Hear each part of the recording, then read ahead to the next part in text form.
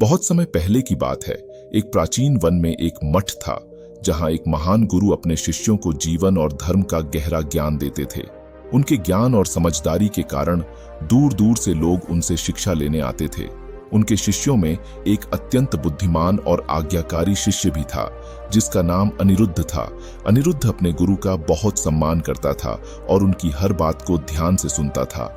एक दिन गुरु ने सभी शिष्यों को बुलाकर एक विशेष पाठ देने का निश्चय किया।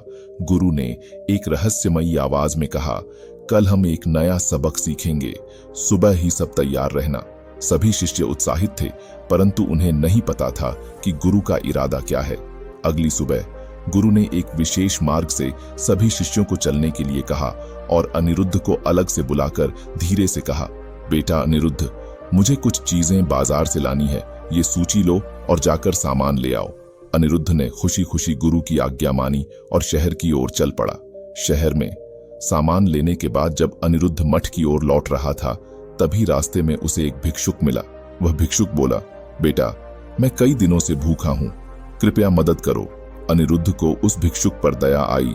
उसने अपने पास का कुछ खाना उसे दे दिया, परंतु जैसे ही भिक्षुक ने खाना लिया, वह अचानक गायब हो गया। अनिरुद्ध स्तब्ध था और घबरा भी गया। उसने सोचा कि यह क्या हुआ, वह भिक्षुक अचानक कहाँ गायब हो गया, क्या मुझे धोखा दिया गया।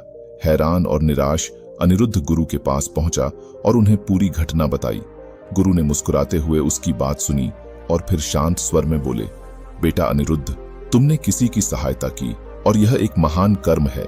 यदि भिक्षुक ने तुम्हारा विश्वास तोड़ा तो यह उसके कर्मों का हिस्सा है, परंतु तुम्हारे भीतर करुणा और दया का भाव था। यह अनुभव तुम्हें समझाने के लिए था कि हम दुनिया में सभी पर भरोसा कर सकते हैं, लेकिन यह भी मानना चाहिए कि किसी भी व्यक्ति का आचरण हमारे नियंत्रण में नहीं है। अनिरुद्ध ने पूछा, गुरुजी, क्या हमें विश्वास करना छोड़ देना चाहिए? गुरु ने उत्तर दिया, नहीं बेटा, हमें हर व्यक्ति में अच्छाई देखने का प्रयास करना चाहिए, लेकिन साथ ही साथ किसी भी परिणाम को स्वीकार करने के लिए तैयार भी रहना चाहिए। धोखा मिलना हमारे कर्मों की परीक्षा होती है। हमें अपनी अच्छाई को बनाए रखना चाहिए, चाहे दूसरे कैसे भी हों। धोखा मिलने पर हमें दुखी नहीं होना चाहिए, बल्कि इसे एक सबक समझना चाहिए। हमारे पास हमेशा एक विकल्प होता है कि हम अपने मूल्यों पर टिके रहें। गुरु की इस बात से अनिरुद्ध के मन का बोझ हल्का हो गया। उसने सीखा कि दूसरों की गलतियों को अपनी अच्छाई पर हावी नहीं होने देना चाहिए। इस घटना ने अनिरुद्ध को और भी दृढ़ बना दिया।